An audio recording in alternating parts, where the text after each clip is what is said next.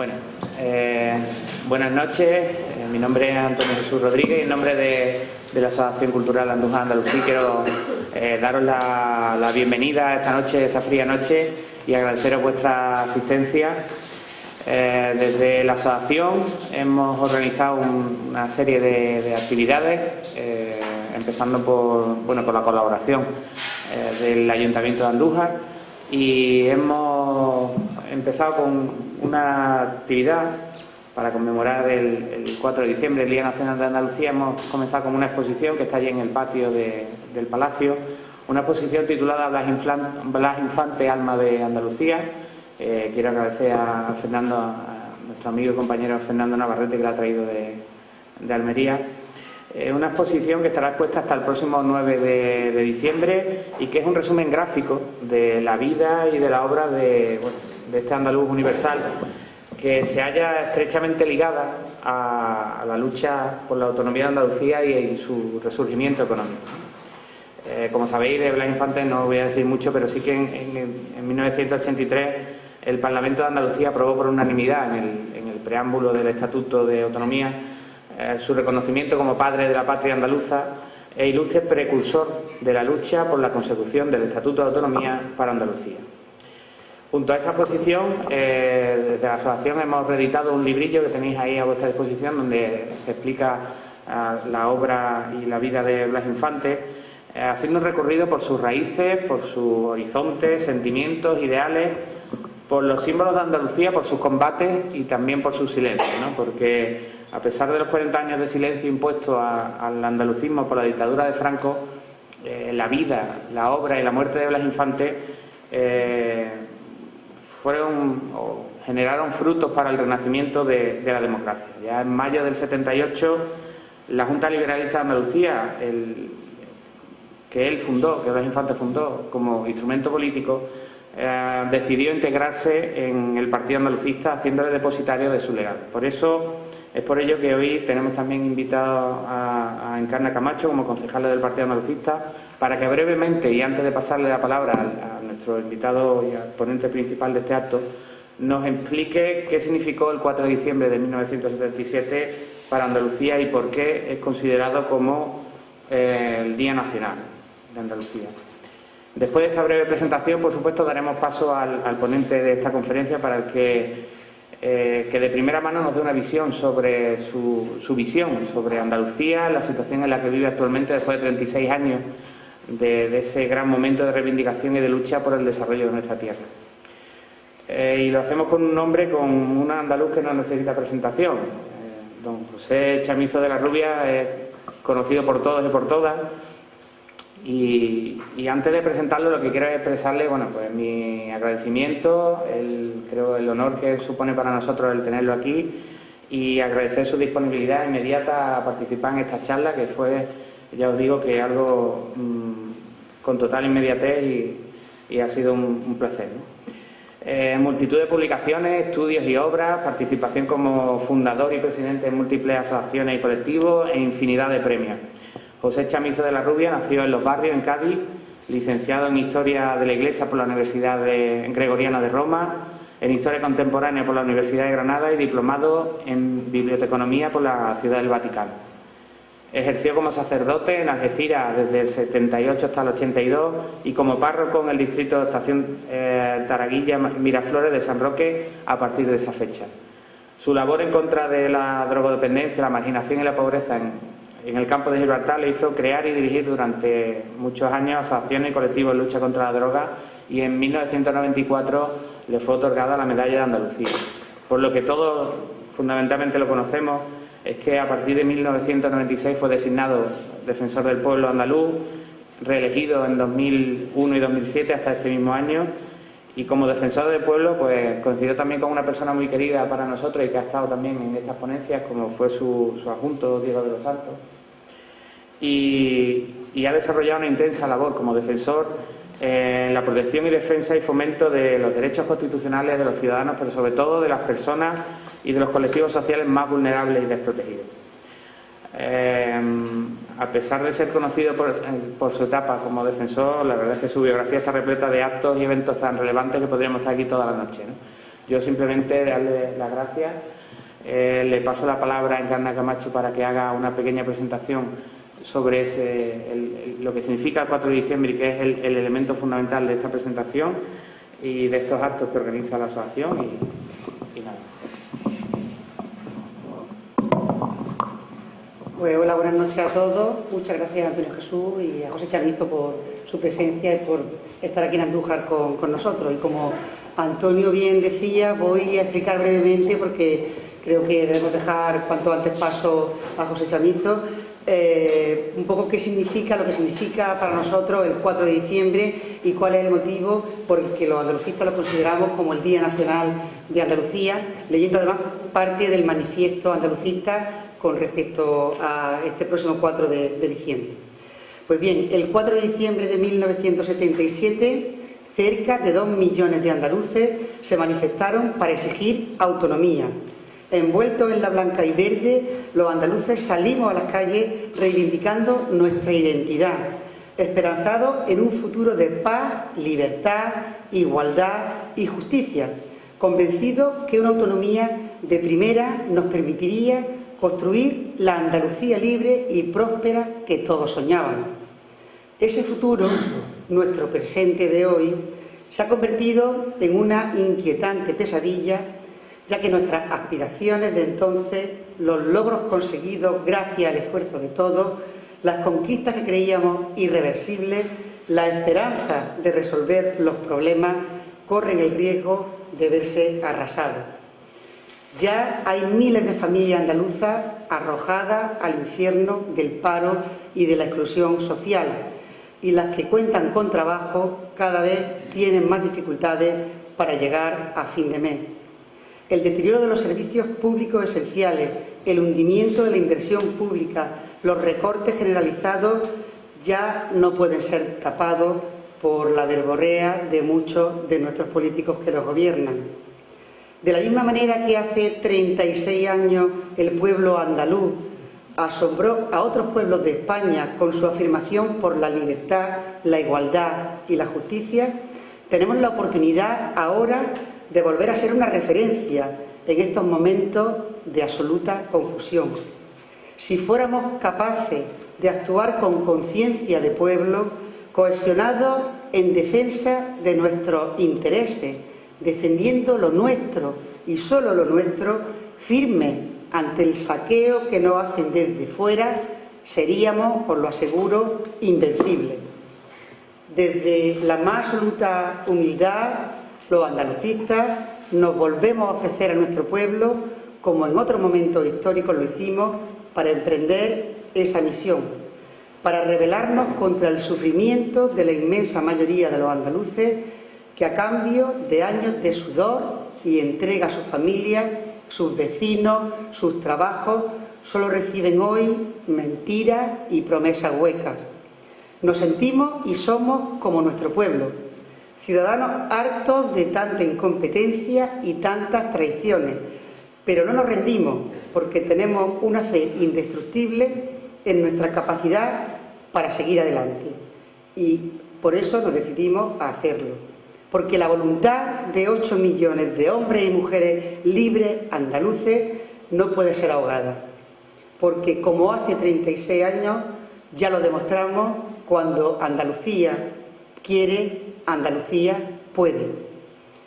Y bueno, pues nada más, quería simplemente hacer este manifiesto reivindicativo por este 4 de diciembre que se nos aproxima ahora, para que todos entiendan por qué significa tanto para nosotros y creemos que debería significar para el resto de los andaluces. Y sin más preámbulos, dejo el paso a José Chamizo para que exponga su ponencia.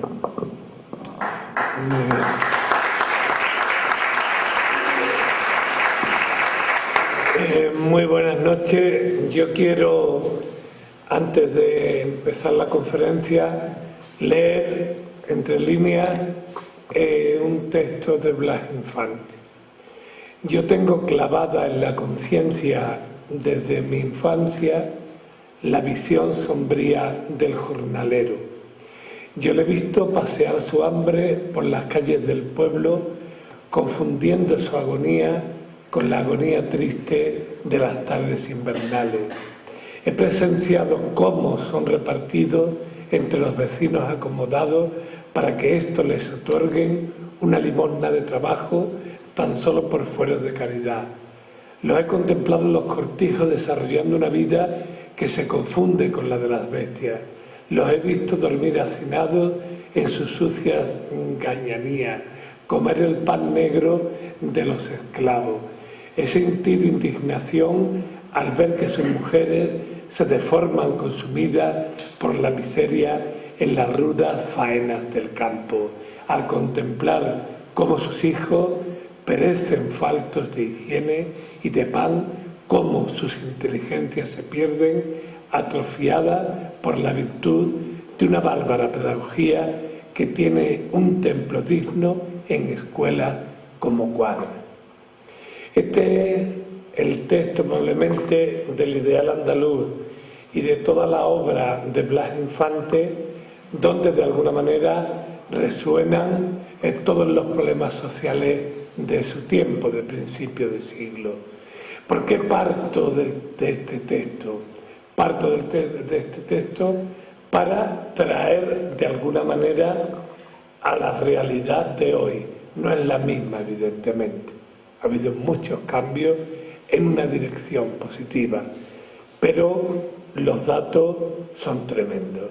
Andalucía, según el último estudio del Eurostat, de la Red de Lucha contra la Pobreza y la Exclusión Social, Andalucía ahora mismo se ha puesto al frente de las regiones de toda España como la más pobre, superando incluso a realidades como era Extremadura, como era Ceuta, Melilla, Canarias. Es decir, es un dato que debe hacernos reflexionar.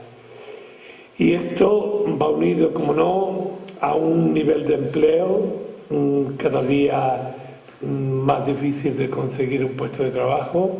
Actualmente en Andalucía hay 1.487.055 parados y el riesgo de exclusión social de muchas familias está rondando, según los últimos estudios también europeos, está rondando el 40%.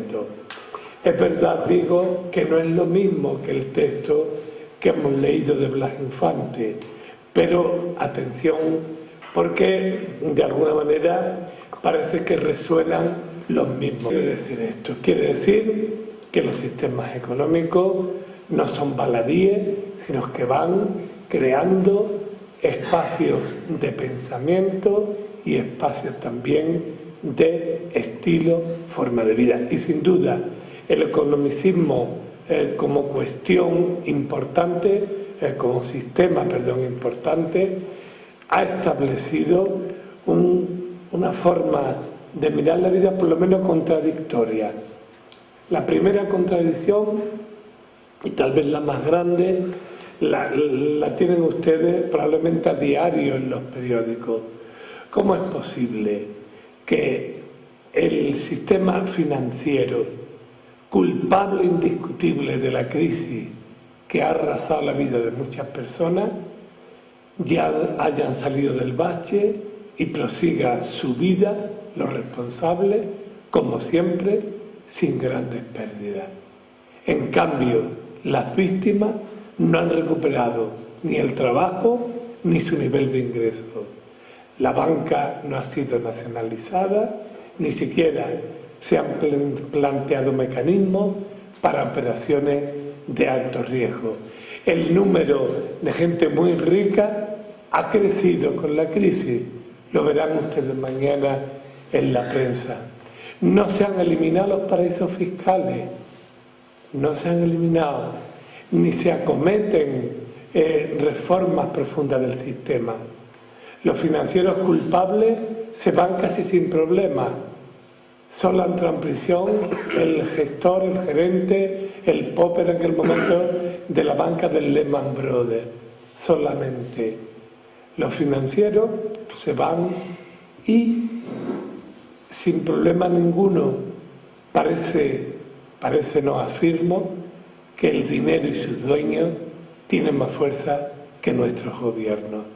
No solo más fuerza que el español, sino que los gobiernos de Europa y de medio mundo. Como dice Hessel, el poder del dinero nunca había sido tan grande, tan insolente, tan egoístas con todo, desde sus propios siervos hasta las más altas esferas del Estado. Los bancos se preocupan de sus dividendos, de los sueldos de sus dirigentes, pero no del interés general. Es decir, hemos vivido un sistema económico, ahora mismo seguimos dentro de él, donde el centro del sistema ha sido el mercado, ha sido el capital, nunca han sido los seres humanos. Evidentemente, decía que genera pensamiento y formas de vida. Claro, genera tanto pensamiento y forma de vida que a nosotros como seres humanos casi nos han hecho unos extraños para nosotros mismos. ¿Qué quiero decir? Quiero decir que nos han dicho, mira, la felicidad es tener. La felicidad consiste en consumir. La felicidad consiste en que si tú tienes una casa tengas dos. En que si tienes un coche tengas otro. En que, es decir, tener. Nunca en estos años ni los mensajes de los líderes políticos ni los mensajes de nadie han ido en la dirección del ser, es decir, del ser más persona, del crecer como seres humanos, no. Ha ido en la dirección siempre del tener, y hemos vivido, los que hemos podido, para trabajar, trabajamos para comprar, compramos y no nos satisface, y hemos tenido una vida un poco absurda si se mira desde el exterior. Evidentemente, un sistema de este tipo, donde el ser humano no es el centro del sistema, tiene una serie de patologías, es decir, tiene una serie de enfermedades. ¿Qué enfermedades hemos padecido? Y probablemente de algunas estemos saliendo con la crisis, porque la crisis es doble. La crisis que nos ha creado este sistema es doble. Primero es que no hay dinero y segundo que estamos perdidos como seres humanos. Eso que dicen crisis de valores, no, es una pérdida en el fondo de lo que es el ser humano. ¿Qué hemos perdido? Pues lo más importante que hemos perdido en este tiempo son los sentimientos. Es decir, nos han hecho creer que los sentimientos es una cuestión secundaria. Los sentimientos, la ternura, la sensibilidad, el amor, una serie de cuestiones nos la han puesto, claro, que como eso no cotiza en bolsa, eso tiene un valor secundario, no diré desaparecido, pero sí secundario. Al no haber sentimientos, aparecen unos comportamientos terribles que han existido siempre, pero se han incrementado en estos años. El primer problema es el maltrato a los ancianos en el ámbito familiar. Eso es un fenómeno nuevo. La persona mayor, pero siempre ha habido algún caso en un pueblo, algo ha habido, pero en general la persona mayor ha sido muy respetada. Bien, pues desde el 96 que hay conciencia del problema y datos estadísticos, nos encontramos que ha crecido el maltrato a los ancianos en el ámbito familiar en un 200%, lo cual indica que algo estaba fallando. Otro síntoma, otra patología del sistema, el maltrato de los hijos a los padres, tan generalizado. O sea, esto lo denuncié yo en el 2002, 2003 y no me creyeron hasta que ya la Fiscalía dijo que sí, que había multitud de padres que iban a denunciar que sus hijos le habían pegado. Son patologías del sistema. La violencia de género también, aunque la violencia de género es verdad que viene de tiempo, que se que se ha estado ocultando, se ha considerado como un problema entre la intimidad familiar cuando era un disparate. Pero enseguida, si os dais cuenta, otro de los problemas sociales que se ha creado con intensidad en este tiempo son las enfermedades mentales. La enfermedad mental hoy en Andalucía, que no estamos hablando de pueblos perdidos de Castilla, que podemos entender que la gente se deprima, no, en Andalucía el 24% de la población, casi el 25%, en algún momento ha ido a un centro de salud mental. Esto está bien, igual que vamos al traumatólogo, podemos ir al psiquiatra, eso está bien. El problema es el porcentaje. Pero no queda ahí el tema. A continuación viene otra cuestión, que es cuántos niños y niñas están en tratamiento psicológico. Ronda ya casi los 100.000. Veréis por ahí que dan datos de 146.000, pero esos son visitas, no son niños. O sea, todo este descontrol social que en el fondo es consecuencia de una filosofía, de una forma de entender la vida que aporta el economicismo, evidentemente está destruyendo parte incluso de lo que es el patrimonio humano de Andalucía. Ejemplo, ¿cómo podemos nosotros pensar que en una ciudad como Sevilla, en un bloque que vive muchísima gente, pleno centro de la ciudad, gente más o menos normal, la gente se entere que ha muerto su vecino por el olor, como ha sucedido en la calle Arjona hará 3 meses? A ver, y decir una cosa muy fácil, que una de las cosas patrimoniales no escritas del pueblo andaluz han sido las redes vecinales, que no es ni el Twenty ni el Facebook, sino el apoyo vecinal que siempre ha existido, sobre todo en situaciones complicadas. Y desde las situaciones complicadas de una enfermedad hasta temas muy simples de pedir ayuda a tu vecino, tu vecina. Esto ya ha desaparecido, incluso en los barrios más humildes en los que yo me muevo, pues voy a una parroquia de estas características. Y esto, que es parte del patrimonio humano andaluz, se está perdiendo. Y se está perdiendo por mor de una filosofía que es la filosofía del individualismo, que la trae el sistema economicista, la competitividad. Tú cierras la puerta de tu casa y allá el mundo. Y mucha gente le decía, yo cierro la puerta de mi piso y ya se apañarán los demás. El problema ha venido cuando se le ha caído el techo de su casa encima. Claro, ¿por qué? Porque la filosofía del economicismo es profundamente individualista y egoísta y ha generado una epidemia de soledad. No es que haya mucha gente que viva sola, que puede ser una opción, es que hay mucha gente que está radicalmente sola. Y menos mal que están las redes sociales que están sirviendo un poco como excusa, pero en Andalucía también eso era impensable. Era impensable.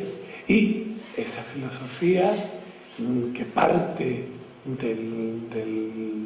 de todo este sistema resulta que ha ido presionándonos. Pero es más, y perdonad que os dé la noche, después lo arreglaremos al final. Se ha incrementado tremendamente, lo digo muy rapidito, el número de suicidios que superan a los accidentes de tráfico. Pero es más, lo que más ha crecido últimamente es el consumo tanto de tranquilizantes como antidepresivos. Fijaros qué dato tan curioso. La droga más consumida ilegal era el hachís. Bueno, pues ya todos los tranquilizantes, etcétera, etcétera, superan al consumo de hachís en España y, por supuesto, en Andalucía.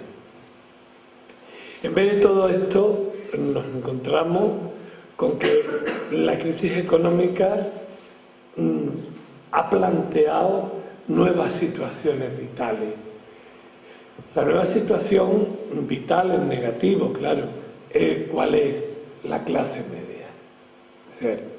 Es decir, hasta ahora la clase media ha ido tirando como ha podido, ha tenido una época de bienestar, que es cierto, pero de pronto esta clase media parece que la crisis se va con ella.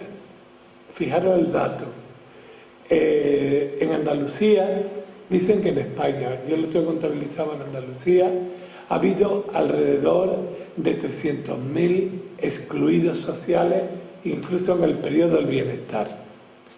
A nivel nacional se habla de 300.000 familias o viviendas, pero yo creo que en Andalucía era ese el número. Bien, estas personas han vivido en la exclusión social. Habrá que plantearnos qué políticas sociales hemos hecho, pero bueno, está ahí. Porque claro, con la crisis económica aparece casi 800.000 personas más, mínimo, si no es 1 millón, de personas de clase media que empiezan a bajar los peldaños que llevan a la exclusión social. Es el drama de nuestro tiempo. El esquema es muy fácil, os pongo el ejemplo. Matrimonio tradicional, mujer-marido, con 2 chiquillos, ellos estudian en la universidad, los niños, la madre y el padre trabajan fuera de casa. Con el dinero de ella se estaba pagando la hipoteca y con el dinero que ganaba él todos los meses, pues se vivía, se hacía una vida normal, sin grandes lujos y sin grandes nada. ¿Qué ocurre? Que primero la despiden a ella. El paro masculino y femenino se ha equilibrado mucho después del boom de la construcción, pero en estos casos habitualmente la despiden a ella. En otros casos, en vez de despedir a la mujer, lo que le ponen media jornada, que es la moda, mucha media jornada. Entonces, primero la despiden a ella, con lo cual hay que reajustar toda la economía. Se paga la hipoteca, porque aquí quien no tenga hipoteca parece que no es español. Entonces se paga la hipoteca y con el resto se va viviendo, ¿no? Se va viviendo hasta que lo despiden a él. Hay un tiempo en que si ha cobrado la indemnización, que si tal y que si cual, un año y medio, casi 2, el tema del paro, claro, empiezan a no poder pagar la hipoteca. Y van a su banco, gente seria, normal, trabajadora, con un nivel medio cultural también, y hablan con aquel que les insistió que se compraran aquel piso, se compraran el coche, se compraran el garaje, y yo, ¿qué queréis que os diga? Y yo ahí no mando. Si el banco ya ha mandado una carta de que os va a desahuciar, pues va a desahuciar. Claro, y entonces vienen ya los bancos a ejecutar el desahucio, que es el primer paso para ya definitivamente bajar los peldaños que llevan a la exclusión social. Mucha gente que hace, una vez que se quedan sin vivienda, si puede se van a vivir con los padres.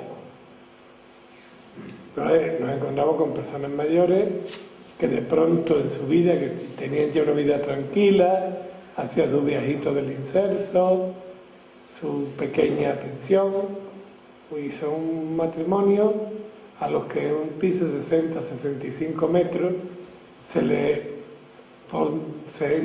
entran por sus puertas 5 personas más. Por la noche hay que tirar colchones al suelo, por eso las citas que leía de la Infante tienen cierto parecido. Tienen que echar colchones en el suelo, y la paz de este matrimonio mayor que ha estado trabajando toda su vida se ve pues interrumpida, y se nota también inmediatamente que empiezan a surgir conflictos familiares, porque lógicamente en ese espacio no pueden vivir 7 personas. Bien, problema en otra dirección. Hay gente que no tiene esta posibilidad. Entonces, ¿qué hace? Pues la mujer se pone a buscar para echar horas en las casas, Sabéis que hay gente muy miserable y que aprovecha la angustia de la gente para bajar el precio de la hora. Vale, eso después si queréis hablar. Entonces, ¿qué ocurre? Que esta familia tiene que cambiar de barrio, claro. ¿A qué barrio se va a ir? A un barrio donde sea todo más barato. ¿Dónde están las casas más baratas? En los barrios marginales. Y te encuentras con personas que no tienen habilidades ni saben vivir ahí. Atención. Y entonces muchos, lamentablemente, deciden desaparecer para siempre. Y otros han tenido el coraje y otras la fuerza de seguir adelante y volver a salir de la exclusión social. Pero de verdad, de las cosas que yo he vivido últimamente, que es agradable, no hay apenas ninguna, esta es de las que más me han movido por dentro, porque es de pronto ver que la vida se te cae, ¿no? Ocurre un poco igual porque a mí me sorprende mucho la capacidad que tienen los seres humanos en Andalucía para hacer frente a lo peor, ¿no? Pues somos así, estamos acostumbrados y hechos de una manera especial. No digo que en otras regiones no haya también gente, pero es muy parecido, y perdonad porque parece que es distinto, pero es muy parecido al tema de los ancianos maltratados. En mi libro de quien ha dicho que vivir sea fácil lo cuento. Un hombre al que llego yo a una residencia es un hombre muy vestido en plan de un hombre de dinero. Digo, ¿qué hace usted aquí? Dice, pues mire usted, yo soy lo que se llama un anciano maltratado. La historia es la siguiente, la cuento rápido para no desviarme. Su mujer había muerto, él tiene 3 hijos, viven los hijos, y al morir la mujer, los hijos le piden la parte de la herencia de la madre y él no la da. Los niños, unos cabras locas, se gastan el dinero de aquella manera y vienen a pedirle a él que les den vida lo que les corresponde de la herencia. Él dice que no. Le dan una paliza de muerte, que no llega a morir, porque una chica inmigrante que trabajaba con ellos llama a la policía. La policía detiene a los hijos y a él, después de llevarla al hospital y demás, le recomienda que esté un tiempo en una residencia, que es donde yo lo conozco. Pero a lo que iba, la igualdad con el otro caso es que yo, a veces uno, ante tanto dolor, repite muchos tópicos, ¿no? Porque no sabe uno qué decir. Y yo decía, nada, hombre, ánimo, que todo se arreglará, que no sé qué, que yo también. Pero ¿qué le va a decir? Uno me te cuenta ese drama. Dice, no, mire usted, yo ya no tengo tiempo. Es decir, mi vida está destrozada, yo he vivido por ello, he luchado por ello, he dado la vida por ello y ahora ellos se vuelven contra mí y me pegan. Como usted comprenderá, eso ya no tiene arreglo. Es decir, las vidas, y pongo el caso de la persona de clase media que lo pierde todo, y el de un hombre mayor que también lo pierde todo. Es verdad que es distinto, pero al final unos pueden recuperarse y otros seguramente ya habrá muerto con el dolor de una vida desaparecida en su objetivo principal. Bien, todo lo que es el sistema economicista, de alguna manera, y en el fondo lo que ha creado fundamentalmente es deshumanización. ¿Qué quiere decir esto? Que al no ser, como habla el humanismo clásico, el centro de la vida social, política y económica, los seres humanos, al no ser ellos el centro, evidentemente, si el centro es el mercado, la deshumanización está servida. Os pongo casos de otros países, pero que puede pasar aquí, que está pasando ya. como habiendo una medicación para el SIDA, la pelea es cuando un país ha cogido y ha copiado la fórmula, la pelea por la patente, que le importa 3 pepinos que se mueran miles y miles de seres humanos. Lo que quiere es el dinero de la patente. Claro, ¿aquí qué está sucediendo? Pues está sucediendo en las cárceles que se están restringiendo el tratamiento farmacológico por mor del dinero, concretamente el tratamiento de la hepatitis C. Claro,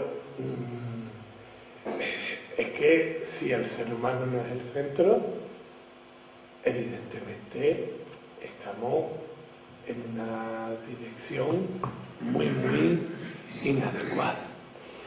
A ver, pero si está pasando todo esto, la gente ¿por qué no reacciona? ¿No? Pues yo siempre digo que hay que reaccionar. Bueno, la gente no reacciona por varias razones. Primero, por miedo. Miedo a perder lo poco que tienen o que tenemos. Un miedo que es un miedo orquestado por los poderes económicos. Porque ustedes no piensen que yo estoy justificando a la clase política en general, ¿no? De ello hablaré después. Pero aquí quien está jugando todo esto son los poderes económicos. Y si los partidos políticos tuvieran más conciencia de dónde estamos, pedirían ayuda a los ciudadanos para que millones de gente salgan a la calle, no solo en España, en Europa, y ellos tienen fuerza para enfrentarse a esos poderes económicos. Porque es patético lo que ha sucedido con 2 gobiernos distintos, con Zapatero. Mira, que es que me han dicho ahora que esto está muy mal. Vamos a cambiarlo todo. O con Rajoy, porque yo no voy a tocar las pensiones, no voy a subir el IVA, no voy a... y lo sube todo. Pero porque son muy malos, no, ni yo lo justifico. Pero que evidentemente a quienes elegimos democráticamente, después resulta que en los temas económicos no pintan. Las normas de lo que tienen que hacer vienen de fuera. Con lo cual no quiero quitarles la responsabilidad que puedan tener, pero que aquí hay un déficit democrático importante. Bien, miedo a lo desconocido, miedo a que te dicen, es que esto va a ser peor. No esté peor, ¿cómo va a ser? Sí, va a ser peor. Después del miedo, y hay miedo justificado, porque hay gente que te dice, mira, o trabajas a estas horas, o cobra menos o te echo. Y en la calle hay mucha gente que quiere tu puesto. Eso pasa ahora todos los días. Todos los días. Ese miedo es un miedo, entre comillas, razonable. También está en juego la culpa. Sois culpables porque habéis gastado más de la cuenta. No que han robado por un lado y por otro más de la cuenta. No. Pero nosotros, no sé, yo creo que la gente lo que ha hecho es vivir dignamente. Lo mismo no hemos pasado algo, pero tampoco ha sido vivir en Hawái todo el día. En el trabajo y demás. Más argumentos. Esto no estalla por un amortiguador del que ya he hablado, que es la familia. Las familias están soportando todo lo que es la situación de crisis. Más economía sumergida, que ya no es economía sumergida, es economía de esclavitud. El último dato que tengo es que hay cuadrillas completas de albañiles que están trabajando sin cobrar nada, únicamente porque les den de alta en la seguridad social. Y van de una provincia a otra, pues por lo menos imagino que en el futuro para poder tener paro, pero no están cobrando. Hay trabajos que se pagaban a 10 horas, están pagando a 3. Es decir, la economía sumergida es economía ya casi de esclavitud. Y claro, todo eso hay que decirlo públicamente. La economía sumergida nunca ha sido buena, pero hay gente que ha podido sobrevivir gracias a eso. Pero es que ahora ya es una situación absolutamente de esclavitud. Todas estas razones son las que, de alguna manera, intentamos dar explicación a algo que no la tiene, que es por qué no reacciona la gente. Porque, lógicamente, con 1,5 millones de parados, poner que sean 800.000. Es que es difícil. Las ayudas escasean, O sea, que no sé, pero evidentemente ese elemento está por ahí. Decía que lógicamente tenemos que buscar alternativas a esta situación. Nosotros nos corresponde exigir, pedir, pero fundamentalmente lo que nos corresponde es no perder la esperanza. Y ustedes dirán, ¿y cómo nos vamos a perder la esperanza? Pues hay que ponerse como en una especie de locura. Si perdemos la esperanza, entonces sí que han ganado los mercaderes la partida. La esperanza hoy es una virtud revolucionaria. ¿Por qué revolucionaria? Porque viendo el panorama y decir yo tengo esperanza de que esto va a cambiar y yo voy con mi pequeño esfuerzo a hacer que cambie, eso es que es el elemento que tiene todas las clases sociales, el motor esperanza. Porque si decimos no, esto no tiene arreglo, es lo que quieren oír ellos, para que consumamos más antidepresivos y los laboratorios ganen más dinero. No. Hay que ser activos en la lucha por la esperanza. Pero además, yo creo que necesitamos un cambio en el modelo de convivencia y que la convivencia entre los seres humanos esté más basada en la justicia y en el reparto adecuado de los bienes. Por ello yo creo que tenemos que aprovechar la crisis para crear dentro de nosotros un cambio de mentalidad. Un cambio de mentalidad donde los sentimientos jueguen un papel importante junto con la razón, junto con el pensamiento crítico y analítico, que es que últimamente, yo creo, últimamente menos, pero en mucho tiempo la gente se creía lo que le decían los medios de comunicación. Pero ¿cómo te va a creer lo que te digo un medio de comunicación? Que juega a unos intereses concretos, todos. Tenemos un problema con los medios de comunicación, quien paga manda. Y eso, que me perdonen los buenos profesionales, pero es que es verdad. Es que muchas veces tienes que escuchar 3 emisoras distintas o leer 3 periódicos distintos para ver qué ha pasado. Es que no puede ser. Claro, una nueva mentalidad que traiga como consecuencia el que la gente viva con dignidad. Vivir con dignidad, ¿qué supone?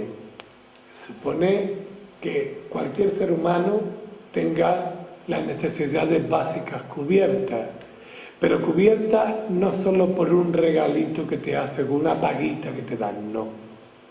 Cubiertas quiere decir que tú también respondes a lo que se te da. Es decir, si yo a ti te doy 400 euros, tú a mí, como sociedad, me devuelves 2 horas de trabajo a cambio, porque dignifica esa ayuda que yo te doy.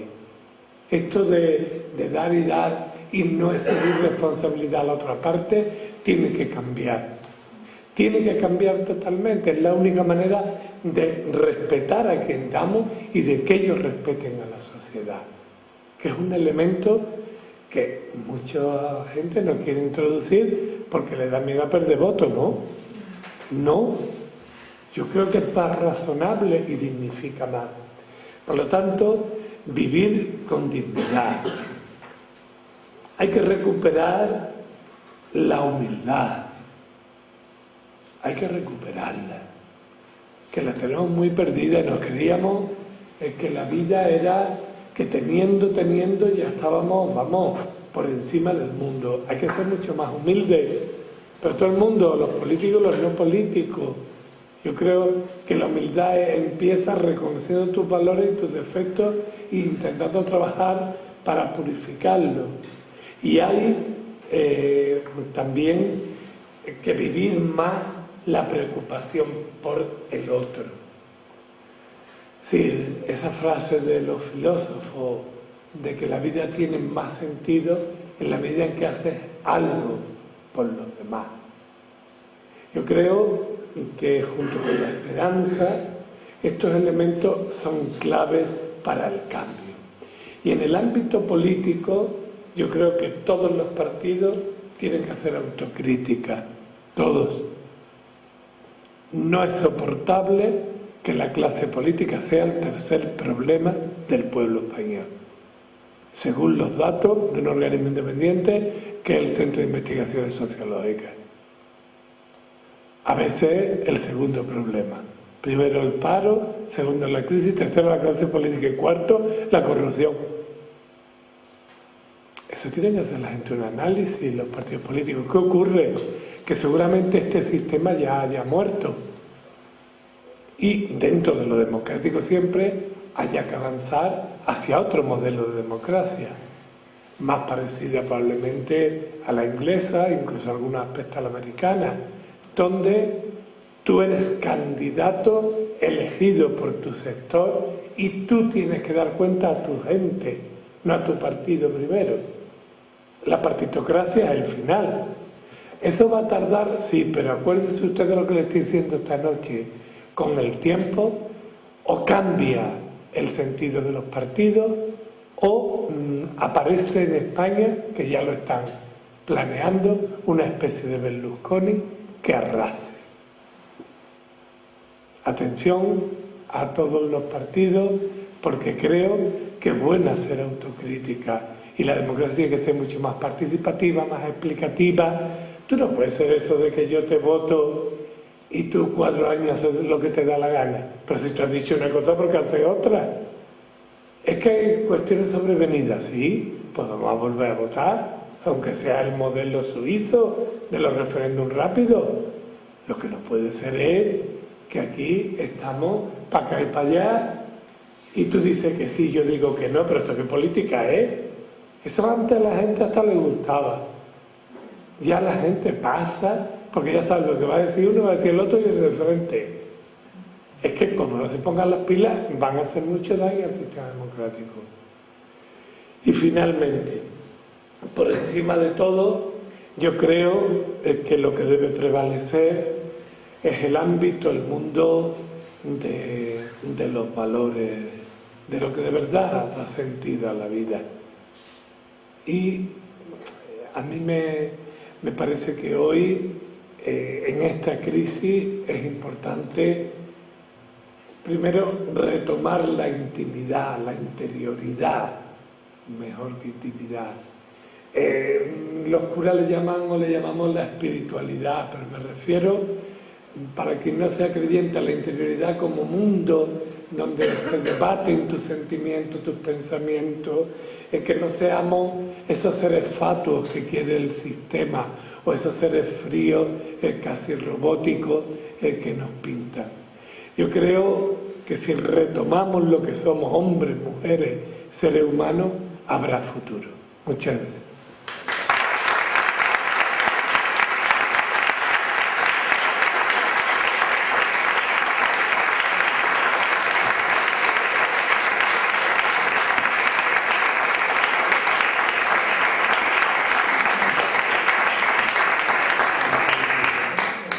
Si quieren preguntar algo,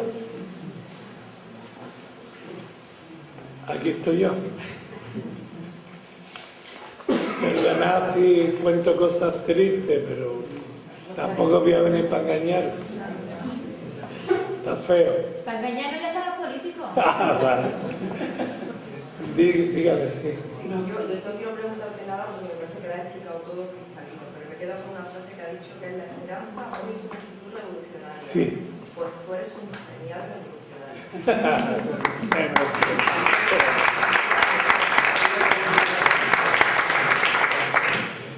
Sí. Yo quería hacer también una reflexión. Decías que tendíamos mucho a la soledad como ser aislado. Y yo creo que también que la crisis yo veo que viene arrastrando desde hace muchos años, ¿no? La crisis de que nos dicen ahora, ¿no? Y es que dice, ¿por qué no salimos? ¿Por qué no nos rebelamos? porque creo que lo que no me toca directamente como que no lo veo, ¿no? Incluso se ha justificado algunas veces que lo que ocurre, la culpa no de, en el sentido de, como decía, de si gasto más o gasto menos, sino es que lo he hecho más. Mi padre y mi hermano, que para descanse, eran trabajadores de Santana. Yo me acuerdo con Santana cuando iban a cerrar, es que los trabajadores eran muy perros, es que no trabajaban, es que no cumplían, ¿no? Y entonces a lo mejor no lo creíamos. Quiero decir, a lo mejor hasta no nos uníamos a ese grupo de gente que lo estaba pasando mal porque hasta le dábamos crédito a argumentos como eso, ¿no? Sí. Un poco también por eso, ¿no? Sí. Parece que hasta que no nos tocan las cosas directamente... Pero es que lo que no somos conscientes es que ya nos ha tocado. A ver, la pérdida, lo ha dicho ella al principio, la pérdida de derechos está a la vuelta de la esquina. Atención con lo que está pasando en sanidad, ¿eh? Atención en Andalucía y fuera de Andalucía, ¿eh? Atención que si vais a Sevilla y entráis por la avenida de la Palmera, que siempre ha sido el sitio de los chalets, tal y cual, ahora el 90% son clínicas privadas. Fíjate dónde hemos llegado, que en las clínicas privadas, a veces, lo sé por gente que tiene esos seguros, yo no lo tengo, hay más cola que casi en urgencia de la pública. O sea, atención con esto, es decir, es que lo que nos está tocando es la privatización de todo. Y tú dices, bueno, alguna cosa puede privatizar. Yo no soy dogmático en casi nada, prácticamente. Nada más lo que me pide la Iglesia, yo digo, vale, para no tener pelea. Pero me da la impresión de que la gente no es consciente de los cambios que se están produciendo, ¿eh? Atención, mirad, se están perdiendo prestaciones por un tubo, por mor de la crisis. Sin embargo, el presupuesto militar ha subido casi un 30%. Según dicen los de la red de lucha contra la pobreza, yo no me dedico a leer los presupuestos más aburridos. Pero yo creo que ya nos ha tocado a todo el mundo. Está pasando como el poema que adjudican a Bertolt Brecht, no es de Bertolt Brecht, de un pastor anglicano. Vinieron por los comunistas, como yo no era comunista me callé, vinieron por los judíos hasta que vinieron por mí y no había nadie para defenderme, claro, se lo habían llevado a todos.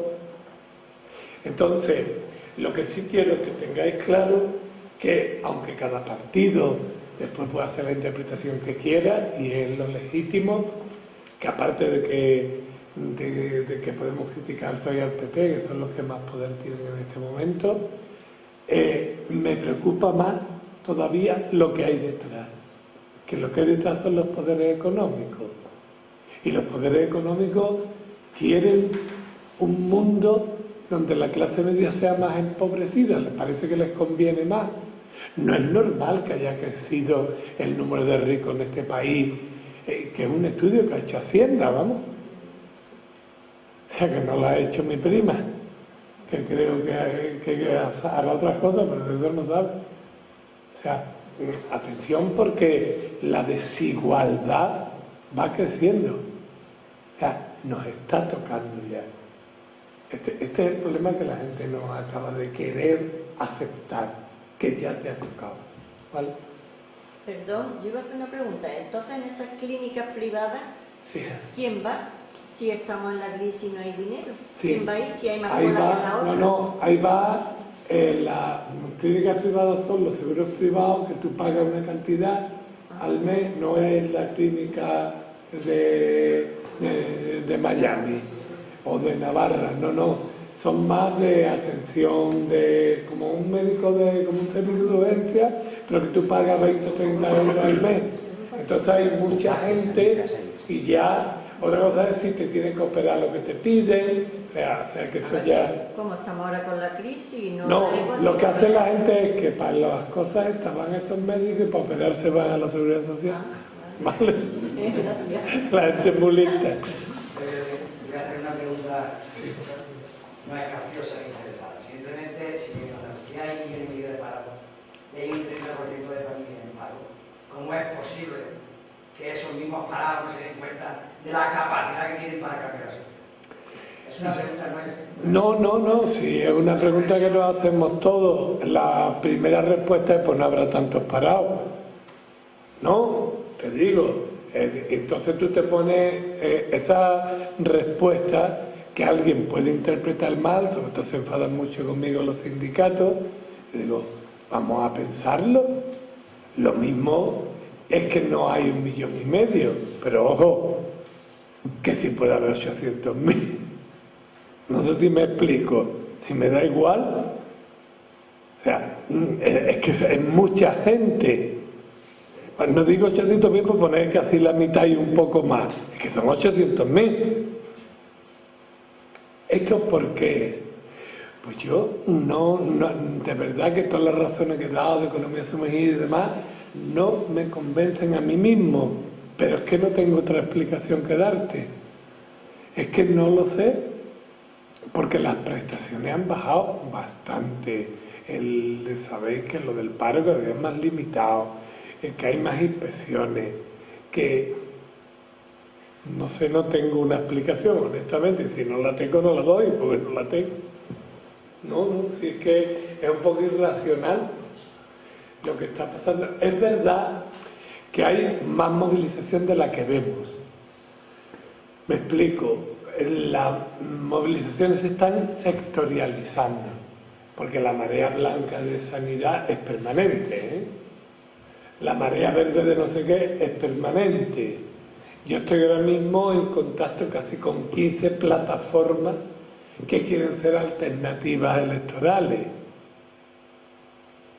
Que era lo que faltaba, un lío horroroso. Lo que ha dicho que se unan, hombre, es que eso puede ser ya un lío. O sea, la gente se está moviendo, pero no movilizando, no sé si me explico. La gente está movida, el discurso en cualquier bar es de indignación, tal y cual, pero eso no se traduce en los millones de personas que ven en la calle. No se traduce, ¿no? Razón, yo no lo sé. Sí. Sí, si se produjera todas las movilizaciones que usted está comentando, no cabría la posibilidad de un estallido social, porque la gente eso también lo comenta. Lo que pasa es que no siempre se atrevan a hacerlo en lugares públicos o incluso... No, el estallido social lo llevamos anunciando, yo lo he dicho públicamente muchas veces. Es que no sé, la sociedad tiene un poco amnesia, ¿no? Y nos olvidamos de la historia y entonces como que la gente... Yo creo que el miedo puede ser que haya un estallido social violento, claro. Claro, pero... ¿Usted lo percibe? Yo sí lo percibo. Sí, pero yo percibo que la gente habla mucho porque hace poco. No sé si me explico. Es decir, yo pienso que estamos ahora en un momento en que como que estamos un poco... ¿Seguimos o no seguimos? Un miedo colectivo... Y que la gente tiene miedo a lo que pueda suceder en sociedad. Hay un miedo colectivo. Sí. Hay quien lo admite abiertamente y hay quien no. Pero todavía pesa un poco la historia. La historia de antes. Vamos a ver con lo que van a multar ahora más. Quizá una perspectiva hacia la esperanza que hemos visto la gente que tenemos ya muchas decenas de años, pues era que observamos que por primera vez los hijos estaban en una situación sensiblemente peor que los padres y pensábamos que eso llevaría a la revolución, ¿no? Sí. Sin embargo, Estos niños los hemos acostumbrado muy mal. A los chiquillos, yo tengo mucha ternura. De la asociación que yo he creado, que se llama Voluntarios por Otro Mundo, la mayoría es gente joven y a mí se me cae la cara de vergüenza. El que no tiene 2 carreras tiene 3. El que no habla 2 idiomas habla 4.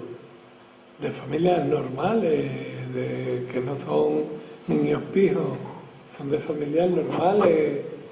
Y los veo allí, los pobrecitos que están voluntarios por hacer algo. Que yo les estoy intentando, hombre, es importante esto, pero que tengáis más conciencia de lo que es el voluntariado, en fin, que le hago la catequesis, digamos, ¿no? Pero claro, las criaturas van allí porque es que no encuentran trabajo.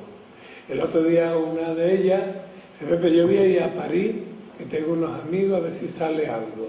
Una niña muy guapa, muy alta, y llama como una loca a la semana, que he encontrado trabajo, que he encontrado trabajo. Digo, ¿pero dónde? Dice, de mujer objeto. Después ella habla muy bien inglés, pero no sabe nada de francés. Y la han colocado en una boutique de esta mega pija de moda, la tiene muy vestida y allí está ella de mujer objeto, vamos. Ella está encantada y te piensa que me paguen. Ella está allí sonriendo a todo el mundo y si alguien habla inglés o español, pues de francés no tiene ni papa. Pero fijaros dónde está. Si vais a Londres, os daréis cuenta que no Forest Street, pero en el centro de Londres, se escucha más español que inglés. Ya, hay más de 2 millones de personas emigradas y de ellas ahora muchísimos jóvenes que ya no van con la maleta y la cuerda, sino con un iPad. Esto ha cambiado mucho. Vamos, en esencia lo mismo, te tienen que ir. No sé, yo creo que esta gente lo hemos educado en tener cosas y no sé yo si nos ha faltado un poco de ideología. Y ellos y ellas, sobre todo, porque ellas están más combativas y además con expedientes más brillantes, y no hago concesiones por hacer concesiones, no, objetivamente, es que objetivamente tienen cierta fuerza, pero luego se vienen a bajar muy pronto, no mantienen. Y entonces dicen, es que cuando hicimos la huelga no sirvió para nada. Digo, yo te contara todas las que allí no sirvió para nada. Tienen esa conciencia, porque ahora que estudiar la ley B, estamos todos en la calle, no sé qué, no sirve para nada. O sea, ellos tienen la sensación de que hay que hacer las cosas para que dé un resultado. Tienen una cabeza muy más materialista que nosotros íbamos, aunque no sirviera para mucho. Es que es verdad, y es que es una cosa más concreta. Claro, porque no ha sido, por ejemplo, andalucista, entonces sabrían... Sí, no, es que el andalucismo se perdió.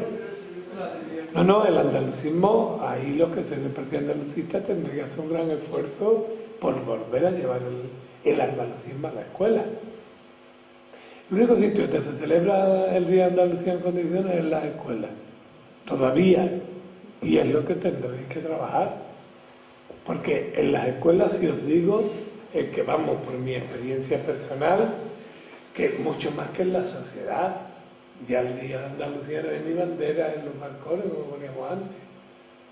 Entonces hay que retomarlo, igual que tenemos que retomar, os parecerá que voy de un sitio a otro y es verdad, el consumir productos andaluces es un tema que hemos dejado y claro, así nos va. ¿Sabéis que somos los primeros exportadores de productos ecológicos de Europa? Sí. Por eso no lo sabe la gente. Yo sí lo sé, y lo exportamos todo al extranjero. Y nosotros nos comemos todo lo que... Claro, pero aquí, pero es que ni siquiera ya miramos como una época que si era hecho en Andalucía o no. Yo creo que hay que retomar el discurso en ese sentido de identidad, porque lo que se estamos perdiendo es la identidad como pueblo, que los catalanes, como tienen el rollo de la independencia, la cultivan por ahí, los vascos también, y nosotros como tenemos independencia parece que no tenemos nada, pues sí, tenemos un patrimonio humano, histórico, artístico, que no quiere ser más ni menos que nadie, pero es nuestro. Por allí, y termino que estoy harto ya. Hablando de esto del miedo, ¿no cree usted que nos están quitando tanto, que se le va a ir la mano y nos van a quitar el miedo? Yo me parece que va a ser el final. Yo trabajo mucho en Facebook, tengo 2 páginas ahí, tengo muchos seguidores y seguidoras, y me ha sorprendido desde que se ha anunciado la nueva ley de seguridad ciudadana la cantidad de gente que está indignada, pero con mucha virulencia. No sé si al final lo que tú dices puede pasar, que haya una pasada de tuerca y venga el estallido de lo que hablaba esta señora. Es posible. Sea como fuere, seguimos luchando por los seres humanos y seguimos luchando, por tanto, por Andalucía. Muchas gracias.